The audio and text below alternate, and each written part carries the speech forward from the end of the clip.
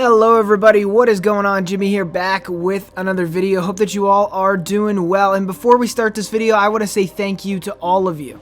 My video called The Steam Deck, The Final Verdict, did absolutely amazing. It is currently sitting right around 3,000 views. That is way higher than we ever usually pull on this channel. And I want to say thank you so much to everyone who subscribed because of that video.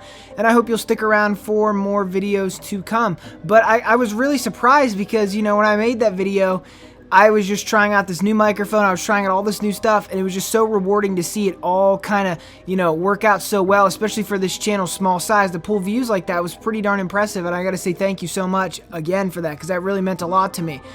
This YouTube thing is a passion project. Obviously, I don't make any money off of this, but, you know, I don't expect us to get, you know, videos like that to do that well every single time, but it was really cool just to see a fire lit in the channel for the brand new year, and I know technically this is the first video of the new year, but I wanted to say thank you all anyways because of the fact that I have not gotten around to making a video for this year, and this is going to be the first video of the year. So now let's get into what this video is actually about. I just wanted to say thank you for everything, guys.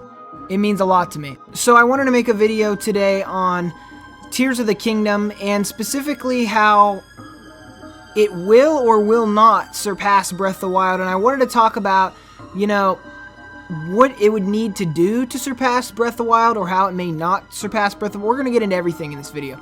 But first of all, I want to say, basically the main overarching theme of this video is, will The Legend of Zelda Tears of the Kingdom be able to surpass The Legend of Zelda Breath of the Wild in terms of notoriety, sales, and reviews by critics and reviews by fans? Because I take the reviews by fans way more seriously than I'd ever take a review from a critic. Critics are very skewed with their reviews. You know, some of them get paid off. There's a lot of stuff. I'm not going to get into a bunch of conspiracy theories about how Metacritic works, but just know some of your favorite games might be a little higher on there just because a few companies are partial to a few developers and they have a lot of pull in this industry. Now, I think the thing is with the Tears of the Kingdom game, we are all expecting this game to be as good, if not better, than Breath of the Wild. And I've already talked about, you know, how I'm worried about Tears of the Kingdom. I made a separate video on that. And this video is kind of going to be a part 2 to that, but not exactly the same.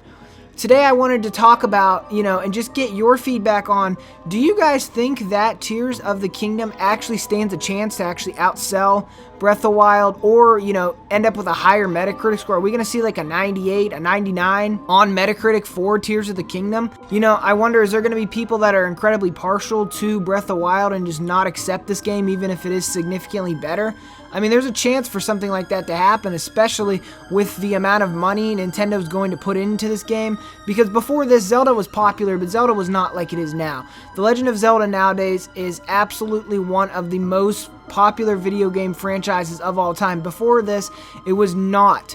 You know, the highest selling Zelda game before this didn't even reach 10 million copies, so it was still in the multi-million but less than 10 million copies range, which are usually popular games but not exactly the most mainstream. You know, they're not up there with like the biggest of the biggest. They're some of the biggest games, but they are not the biggest games. And now Zelda has definitely ushered itself with 30 million copies. I mean, it's definitely ushered itself into being one of the biggest gaming franchises of all time. I mean, let's be honest here.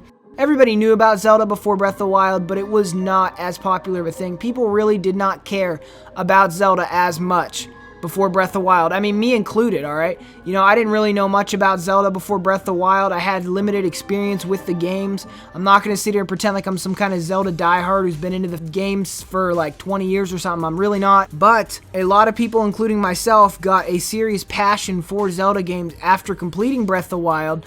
And I seriously wonder, you know, how can Nintendo possibly usher Breath of the Wild to, or Tears of the Kingdom, I guess now we have a real name. It's still taking me a while. But how can they possibly usher Tears of the Kingdom into greater heights than Breath of the Wild? Are we going to see like a Witcher 3 Wild Hunt situation where this game sells like 40-some million copies? Like, is something like that even possible? Is it possible for The Legend of Zelda Tears of the Kingdom to become that successful, to go to that even higher upper echelon of gaming?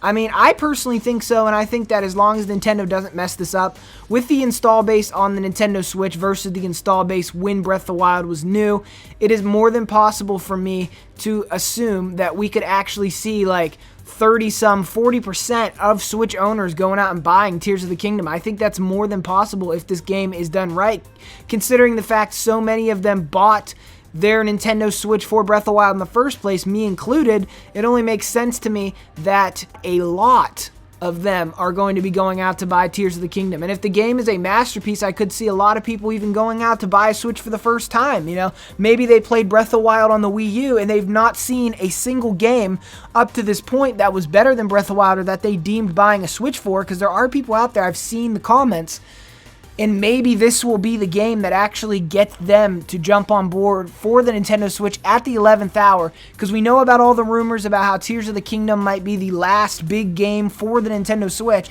And if that has any truth to it, that statement whatsoever, that leak or whatever you want to call it, has any truth to it, to me personally, it proves that Nintendo's putting a lot of eggs in this basket, and they're going to advertise this game like crazy. They're going to make sure we see it, they're going to make sure we play it, and they're going to make sure it's a masterpiece. Anyways, guys, that's all I got to say for this video. I want to hear your thoughts on this. How can Nintendo do it? You know, this is a serious question I'm asking you. I don't really necessarily know how. I mean, I have a few ideas as to how, like I've highlighted in this video, like, you know, advertising and this and that. But really, they have to do something incredible to truly surpass Breath of the Wild, because in my opinion, Breath of the Wild is the greatest game of all time, and I don't know if Tears of the Kingdom is going to be able to knock it down a peg. You know, it's going to be really interesting to see.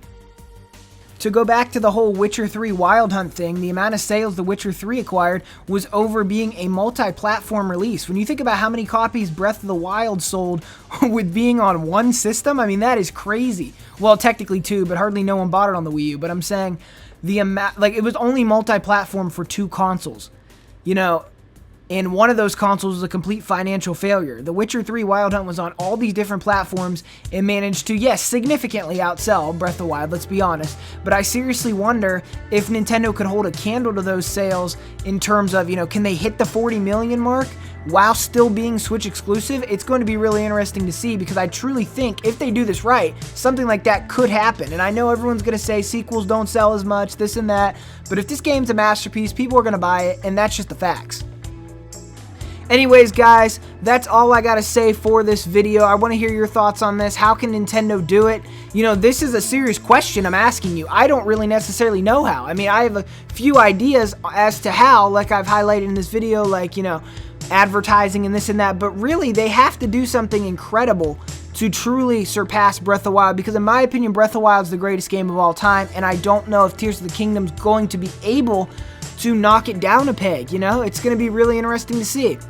Well, everybody, like I said, I need to hear your thoughts on this, and I'll be seeing you all in the next video. Thank you again for all the support we've been getting lately on the channel. I really appreciate it, and as always, thank you for watching. Jimmy out of here.